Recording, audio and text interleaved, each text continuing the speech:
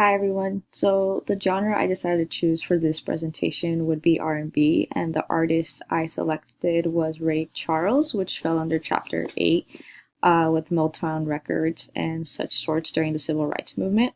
So Ray Charles Robinson was born in 1930.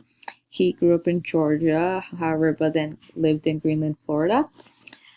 He is known for his pianist movement as he was blind at a very early age. He actually lost his eyesight when he was at the age of 6 or 7, I believe, and that's after he watched his brother drown in a tub where his mother used to wash their clothes. Throughout his lifetime, he did go to a certain institute where he learned how to play piano, although he already had like a small description of it. When he went to this academy, he learned how to write music in Braille, which was very unique, especially for an African American man during this time. Unfortunately, he did have to drop out soon later at the age of 15. That was because his mother had died.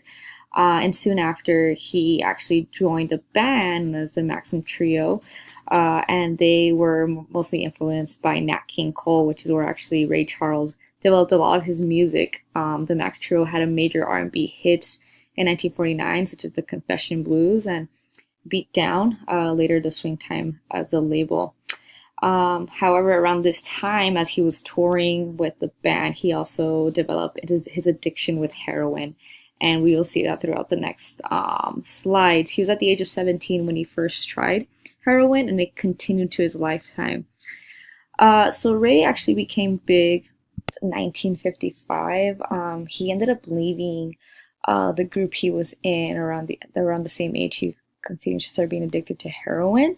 And he actually tended to influence a lot of singers throughout his lifetime, and one of the big ones were Elvis Presley, Aretha Franklin, Stevie Wonder, Van Morris, Billy Jones, and the list goes on, right?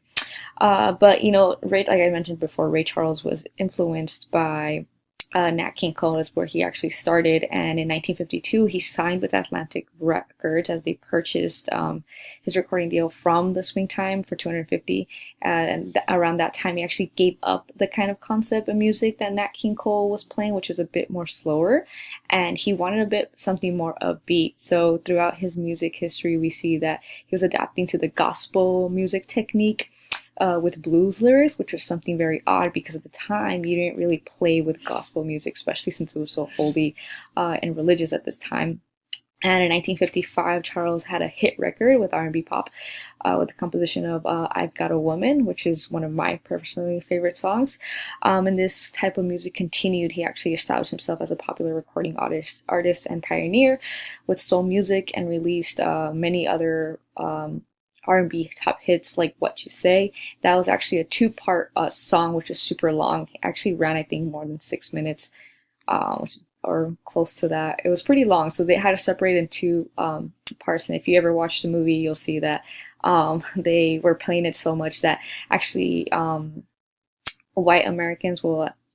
White Americans were not very pleased with it since their children were hearing it, and this kind of division between they didn't want their children hearing this type of music during 1950s, early 1960s. So in the 1960s, Ray is a top hit, right? By the early 1960s, Mr. Charles is virtually given writing material to follow his own type of his own instrumental jazz album throughout the 1960s. And 1961, actually, he had a top hit with Georgia on My Mind. Georgia on My Mind was one of the biggest hits that Ray Charles could have ever had. It was in dedication to his home state. On top of that, he managed to write Hit the Road Jack, Ruby, and Unchained My Heart, which were also one of his best. And with Georgia on My Mind, he managed to get a nomination for a Grammy for Best Vocal Single Recorded from a male artist. As his lifetime goes on, Ray Charles civically involved in regards to the civil rights as most people think he is. Like in some parts he was.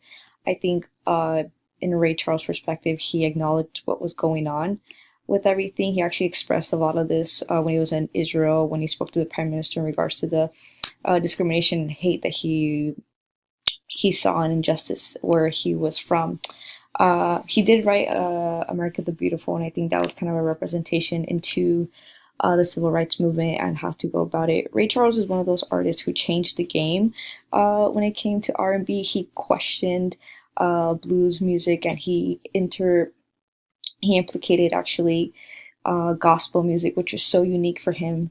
In spite of being blind and all these other issues with uh, being addicted to heroin and all, and for I think I'm correct, he ended up having 12 children because he was so like 12 children, 24 grandchildren throughout his lifetime. He passed away at the age of 73, very old, but he's one of those men that would change the game along with Stevie Wonder being blind, and they beat the odds.